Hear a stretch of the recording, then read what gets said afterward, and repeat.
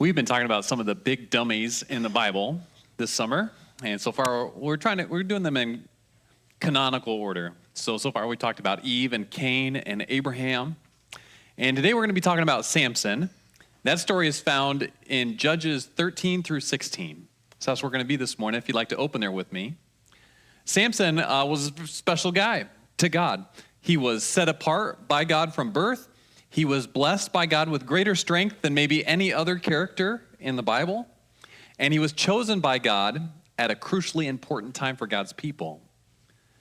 But given all that, Samson's life ends in a pile of rubble. It ends with him humiliated and imprisoned, with his eyes gouged out, in a land that is not his own and among a people who despise him. So if there's ever a character whose mistakes we should take care to not repeat, it would be Samson. We're going to move pretty briskly over these 4 chapters today so that we can get to the end of Samson's story, where I can show you the consequences of the choices that he makes, so that we together can avoid walking down the same path as Samson and experiencing the pain and humiliation that he suffered. So let's start at the beginning of Samson's story in Judges 13:1. We read there, "Again, the Israelites did evil in the eyes of the Lord. So the Lord delivered them into the hands of the Philistines for 40 years. A certain man of Zorah named Manoah from the clan of the Danites had a wife who was childless, unable to give birth. The angel of the Lord appeared to her and said, 'You are barren and childless, but you're going to become pregnant and give birth to a son. Now see to it that you drink no wine or other fermented drink, so that you do not eat anything unclean. You will become pregnant and have a son whose head is never to be touched by a razor, because the boy is to be a Nazirite.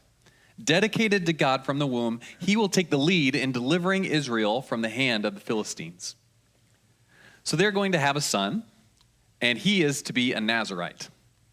Christine, I do not have a clicker that's working for me today, so I'm just going to call him out. Put me on that next slide, will you? He was to be a Nazirite. This is a special vow of dedication to the Lord, as described in Numbers chapter 6. And so some of the prescriptions for what it meant to be a Nazirite are listed on the inside of your bulletin there this morning. But for our purposes in this story, there are 2 really important ones that you need to know. One, a Nazirite must let their hair grow long. So they're not supposed to cut their hair. And another rule for being a Nazirite, partaking this vow, is that they're not supposed to have any contact with a dead body whatsoever. Now, dead bodies were already an unclean thing in the ancient world. It would make you ceremonially unclean for worship at the tabernacle or the temple. It was already something that you were pretty well supposed to avoid. But there are special instructions for people who have taken this vow to be very careful and avoid dead bodies extremely. And not only here is Samson going to be a Nazirite, he's going to take the lead in delivering Israel from the hands of the Philistines. So he's going to be what the Bible calls a judge, a leader that God selects from his people to deliver them in times of trouble. And we are near the end of the book of Judges when we get to Samson's story. In fact, Samson is the last judge of Israel that is recorded in the book of Judges. Again, a judge is someone who God has risen up from among the Israelites to lead them, usually to expel a foreign invader. That is primarily their job. I want to show you a map of the judges here on the screen, if you can put that up. These are all the judges of Judges. And I want you to see this because I want you to see that God picked judges from all over the Promised Land. So they weren't just from like one certain town, but as we go through the book of Judges, God raises up people from nearly every tribe all across the Promised Land. Their judges arise from all different kinds of places.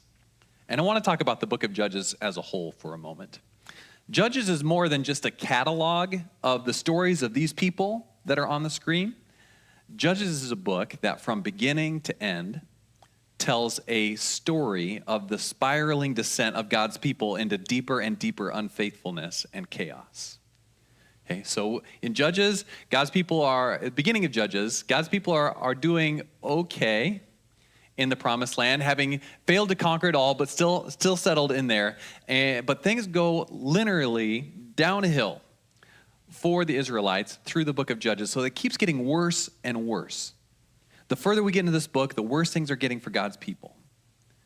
Now, each of these judges are like episodes in the book of Judges. Through each episode, a judge drives out a foreign invader that is there almost exclusively because the Israelites had sinned and God was punishing them.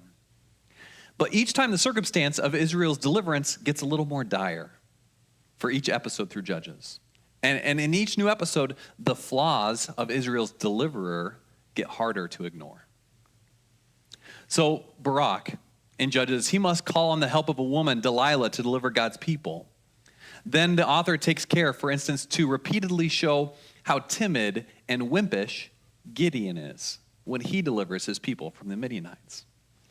Then Jephthah, who is right before Samson, is this illegitimate child of a prostitute who makes a terribly wicked vow and ends up making his daughter a human sacrifice. You can see how things are just kind of progressing worse and worse through the book of Judges, and Samson is kind of at the end of that story where things are pretty bad, and Samson is going to be pretty bad. But God uses each of these people from all over the promised land to repel these foreign invaders, and that brings us to the story of Samson. As we saw, God chose Samson from birth, and he did not pick his parents by accident. He picked a barren couple from Zorah. We read that the name of that town in chapter 13, verse 2. I want to show you Zorah on a map here. If you could put up the next one. So Zorah is that red town right in the middle of this map. And you should be able to see here that Zorah is right next to the territory of the Philistines, that kind of blue oval there. That's generally where the Philistines are, okay? And so the Philistines have arrived here. Actually, this iteration of the Philistines is different than the one we read about in Genesis. They're a newer people from the Aegean Sea who moved in the 13th century to this territory. And they are oppressing God's people. Not only do they occupy this blue kind of oval on the map right now, but the Israelites are subject to them. All the Israelites are subject to the Philistines in this time. And so the Philistines have been occupying this territory. I don't know if you can see on the map, this territory is supposed to belong to the Israelites. It is part of the promised land that God has given them. The area that the Philistines live in and occupy and rule from should belong to the tribe of Judah and the tribe of Dan. And I'm going to show you now this map from a little different perspective. So this is a topological map. So on the left side of the screen is Philistia. That's where the Philistines live. That's the coastal plain next to the Mediterranean Sea. Now the Israelites live in the Judean hills. That's on the right side of the map. Okay, so up in the Judean hills. And let's go to the next one. I'm going to zoom in a little bit here. You can kind of see this pale valley that traces here. I don't know if my laser's going to work. It will not. It doesn't show on the screen. That's all right. You can see this pale valley that runs through the middle of that map. That is called the Sorek Valley. So there's a Wadi River that runs through there. It's a river that is dry most of the time, but it creates the pass through which someone would travel to go from Philistia, so like a place like Ekron or Gath, to Jerusalem. Now, Samson's parents are from Zorah. That's the town right in the middle of that map. It's on the road in between the Philistine territory and Israelite territory. And there is a town just to the east of Zorah called Eshtaol. That's an Israelite town. And then there's a town just to the west of Zorah. That's Timnah. That's a Philistine town. So Zorah is kind of right in the middle. And so now I want you to look at the end of chapter 13, starting in verse 24. We read there, "The woman gave birth to a boy and named him Samson. He grew and the Lord blessed him, and the Spirit of the Lord began to stir in him while he was in Manasseh Dan between Zorah and Eshtaol." And that should be on the next slide there, Christine. So the Spirit of the Lord began to stir in him while he was in Manasseh Dan between Zorah and Eshtaol. You put that next slide on. So again, Zorah is right there in the middle. Eshtaol is towards the east. Okay, that's towards God's people. When he's in those places, that's when the Spirit of the Lord begins to stir in him. But trouble starts in verse 1 of chapter 14. If you want to click on that same slide one more time, there we go. Samson went down to Timnah and saw there a young Philistine woman. When he returned, he said to his father and mother, I have seen a Philistine woman in Timnah. Now get her for me as my wife. Timnah, that is west. She is a Philistine. This is a problem for Samson. This is not what Samson is supposed to be doing. The Israelites are forbidden from taking Canaanites as wives. So Canaanite peoples, including the Philistines. But he goes to Timnah instead of looking to the east, where he should be, instead of focusing on God's people and marrying among them and building his relationships there. Samson's face turns towards the west, towards the people that he is supposed to be confronting. Remember in chapter 13, verse 5, God told his parents what Samson is supposed to do. He is supposed to confront the Philistines. His parents see things the same way. Verse 3, his father and mother replied, "Isn't there an acceptable woman among your relatives or among all our people? Must you go to the uncircumcised Philistines to get a wife?" But Samson said to his father, "Get her for me. She is right. She is the right one for me." In verse 4, it says, his parents did not know that this was from the Lord, who was seeking an occasion to confront the Philistines, for at that time they were ruling over Israel. There's a note about that verse on the inside of your bulletin from Daniel Isaac Block. So Samuel decides he's going to marry this Philistine girl, which is a completely bad idea. Given that God told his parents he was supposed to confront the Philistines and supposed to be his people's deliverer from the Philistines. And this is not the only problem with Samson. Let's keep reading in chapter 14. We're going to pick up in verse 5, right where we left off. It says, Samson went down to Timnah, again, that's west, towards the Philistines, together with his father and mother. And as they approached the vineyards of Timnah, suddenly a young lion came roaring toward him. The Spirit of the Lord came powerfully upon him so that he tore the lion apart with his bare hands as he might have torn a young goat. But he told neither his father nor his mother what he had done. Then he went down and talked with the woman, and he liked her. Sometime later, when he went back to marry her, he turned aside to look at the lion's carcass. And he saw in it a swarm of bees and some honey. He scooped out the honey with his hands and ate as he went along. When he rejoined his parents, he gave them some, and they too ate it. But he did not tell them that he had taken the honey from the lion's carcass. Okay. This story doesn't strike us the same way that it would strike an Israelite person reading this account of Judges, because we aren't used to thinking of dead things as ceremonially unclean things to us, right? And so when we read the story, we're mostly remarking on the fact that he slew a lion with his bare hands and tore it apart as he might a young goat, or the kind of weird part about bees forming a hive in this carcass, which is strange. But any Israelite reading this would be horrified by the fact that Samson, who has taken this Nazirite vow to be dedicated to the Lord, touched a carcass and scooped honey out of it and ate it.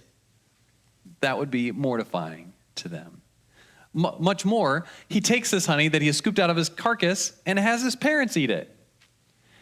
And so this is like triply unclean. This is certainly Samson disregarding the instructions that God gave him about how he's supposed to live. The instructions about his Nazirite vow that God instructed him to obey. So this is kind of the first big dummy reflection I want to make here about Samson.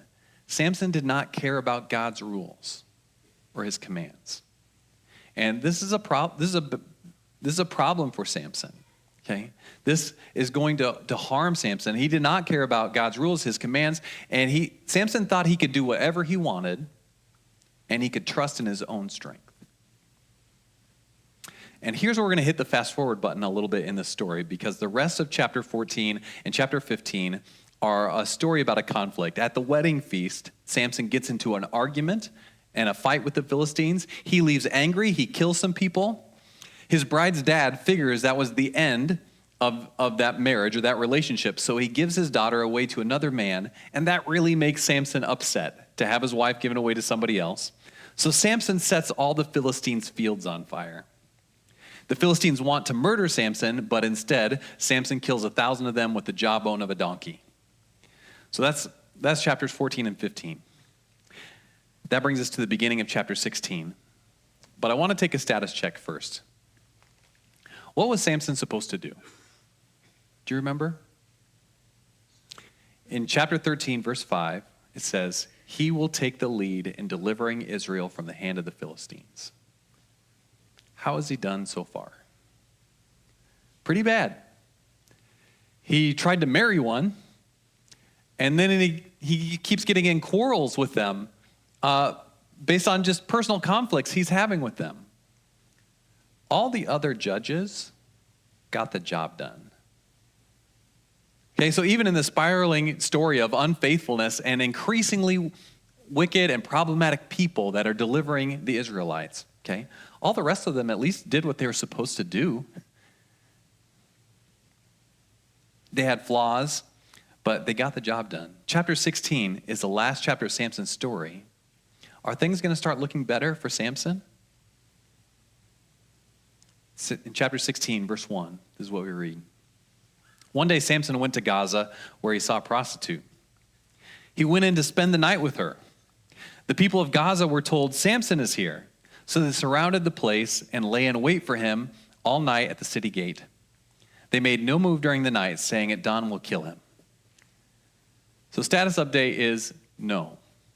Things are not going better for Samson. And his story has not made a dramatic turn here. Let me show you where Gaza is on the map. Will you put that one up? Do you see down at the bottom left-hand corner of the screen? That's where Gaza is. And so now Samson has wandered much further into Philistine territory than Timnah, and he's sleeping with the prostitute all the way down about as far as you can go in Philistine territory. He is lost down there.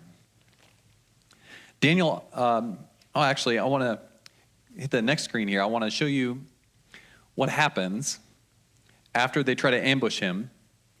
So it says, but Samson lay there until the middle of the night. Then he got up and took a hold of the doors of the city gate, together with 2 posts, and tore them loose, bar and all. He lifted them to his shoulders and carried them to the top of the hill that faces Hebron. Okay, so he sees their plot, and he's like, that's it, I'm out of here. They're trying to trap him at the city gate. He tears it off his hinges and carries it to Hebron. Put the map up now. From Gaza to Hebron, so he has left the territory of the Philistines. Hebron is in the bottom center of the map there, and he's gone 40 miles. All the resources I've found say that Gaza to Hebron is 40 miles, so the legend of this map has to be wrong in some way. But 40 miles, and he has left Gaza. Isaac Block says, it looks for a moment as though Samson had turned his back on the Philistines and set his sights on his own Israelite people.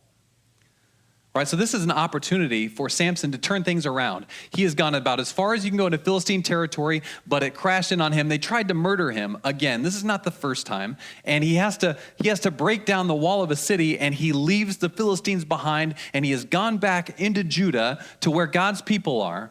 Maybe now he'll get things straightened out. Maybe he'll figure out what he's been doing wrong. But look at verse 4.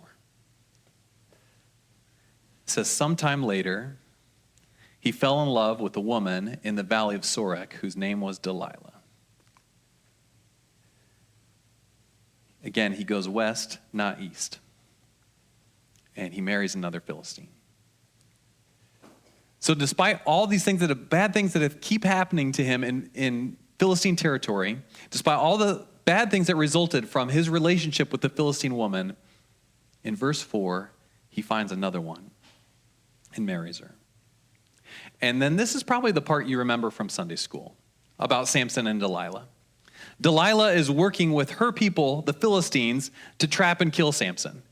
Okay? And so she does not seem to be in this marriage for Samson, and she seems to be an agent of the Philistine people. So she begins asking him to tell her the secret of his great strength. 3 times she asks Samson, and Samson keeps lying to her. He keeps telling her things that aren't true about how he gets his strength. And so then the Philistines come because she has done what Samson told her, and they try to attack and subdue Samson, but he still has his strength, so he kills them, and they flee. But after those 3 failed attempts, we read this in verse 15 of chapter 16. It says, then he said to him, how can you say, I love you, So this is Delilah speaking to Samson. How can you say I love you when you won't confide in me? This is the third time you have made a fool of me, and you haven't told me the secret of your great strength. With such nagging, she prodded him day after day until he was sick to death of it. So he told her everything. No razor has ever been used on my head, he said, because I have been a Nazirite dedicated to God from my mother's womb. If my head were shaved, my strength would leave me, and I would become as weak as any other man. When Delilah saw that he had told her everything, she sent word to the ruler of the Philistines, come back once more. He has told me everything. So the ruler of the Philistines returned with the silver in their hands. After putting him to sleep on her lap, she called for someone to shave off the 7 braids of his hair, and so began to subdue him, and his strength left him. Then she called, Samson, the Philistines are upon you. He awoke from his sleep and thought, I'll go out before and shake myself free. But he did not know that the Lord had left him. Then the Philistines seized him, gouged out his eyes, and took him down to Gaza. Binding him with bronze shackles, they set him to grinding grain in the prison. You put on the next slide, Christine. Samson, what were you thinking, you big dummy? I hope by this time it is clear where and how Samson went wrong. Samson jumped into relationships with the sin that he was supposed to conquer. Samson, instead of confronting the Philistines, married them. Daniel Isaac Block writes in your bulletin that Samson spends his whole life doing his own thing. Right? God had a purpose. God had something for him to do, but he spent his whole life doing his own thing, which is the whole point of the book of Judges that will end with these words, and everyone did as he pleased. In Samson, we see someone who was called to holiness by the Nazirite vow that God had he and his parents take, and called to service as judge of God's people. And we see him try to accomplish those callings by ignoring God's rules and spending his time with people who care nothing for God. How does that go? This morning, as you've heard the story of Samson, I encourage you to consider your life. Consider the calling of holiness that you've received from God. Consider the calling to service in his kingdom that is yours through Jesus. If, like Samson, you try to do those things by ignoring God's rules and hanging out with the people who practice the sins that you're supposed to conquer, how do you think that's going to go for you? Learn this lesson from Samson. You will not conquer your sins from among the Philistines. It was between Zorah and Eshtaol that the Spirit of the Lord began to stir in Samson towards the east, towards God's people. But Samson looked west. He chose to spend his time entering into foolish relationships with those who would lead him astray and cause him problems. What should he have done instead? What would have made the story of Samson read different than it does? What would have made his story not end with his eyes gouged out, imprisoned among the Philistines? He should have dwelled among God's people. He should have been the person that God had asked him to be. He could have built relationships there. He could have delivered God's people from the Philistines instead of spending all of his time with them and dealing with all the problems that resulted from spending all of his time with these people who cared nothing about God. Now I'm speaking to you.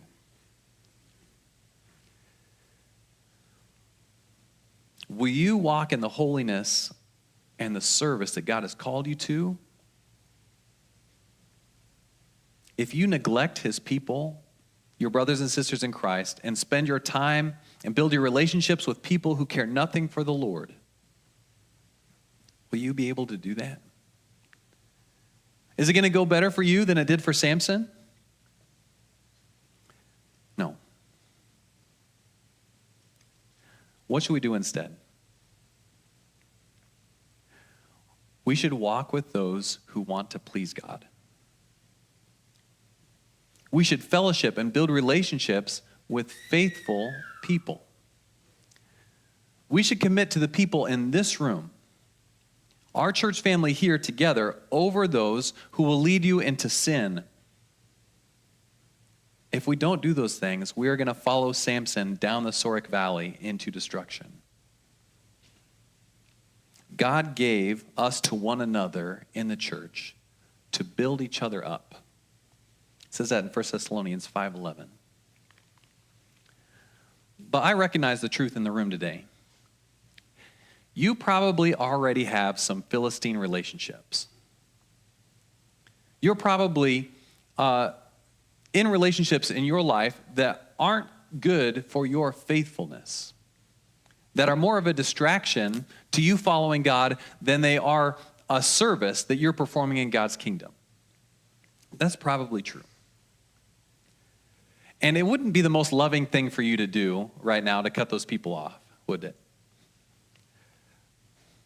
These people are dear to you.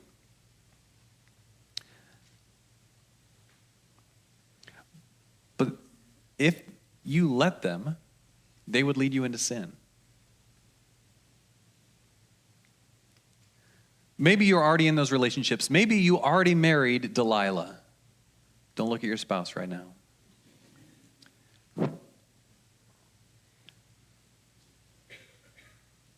But this is what I want you to do today.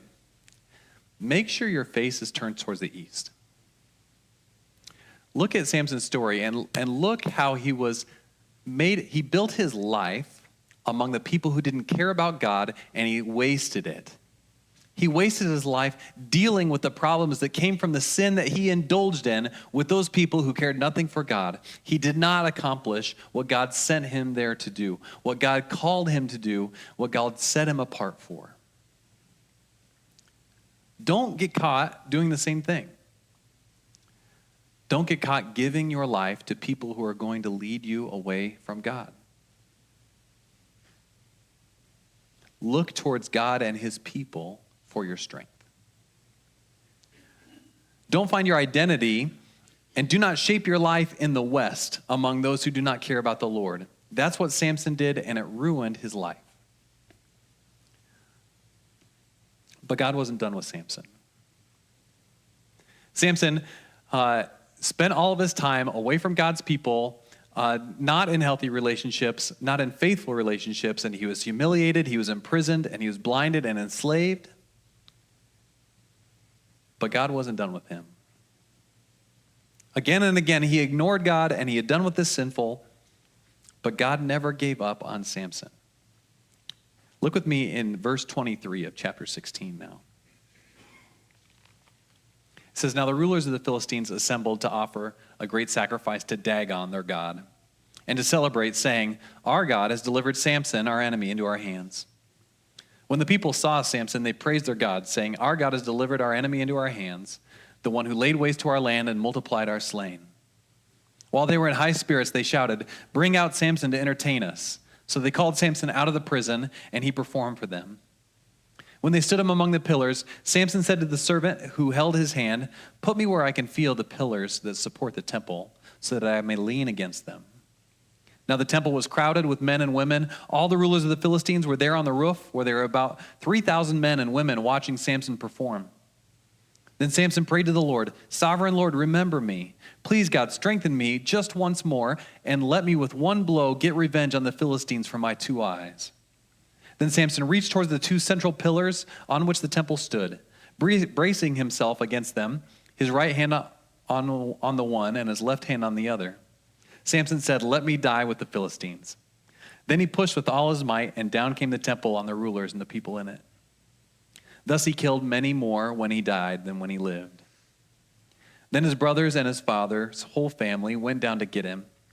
They brought him back and buried him between Zorah and Eshtaol in the tomb of Manoah, his father. He had led Israel for 20 years. No matter how far down that path Samson had gone, no matter how lost and troubled his life had become because of the poor choices that he made and the poor, faithless relationships he entered into, God was still there for him, still listening to his prayers. God still hears your prayers. No matter how far down the wrong path you have gone, he can still do mighty work in your life. When we humble ourselves, when we get back to the work we should have been doing in the first place, when we repent, God is there for us. Samson ends up where he should have been all along, east of Zorah. How much pain and anguish did he suffer for turning his face towards the west, away from God and away from his people? And how much do we suffer for doing the same? Hear Samson's story this morning and turn your face towards God and his people. Look to the east for your strength so that you will walk in faithfulness and conquer the sin instead of befriending it. Will you pray with me? Dear God, we thank you for your word. We thank you for the warning that we receive when we read the story of Samson.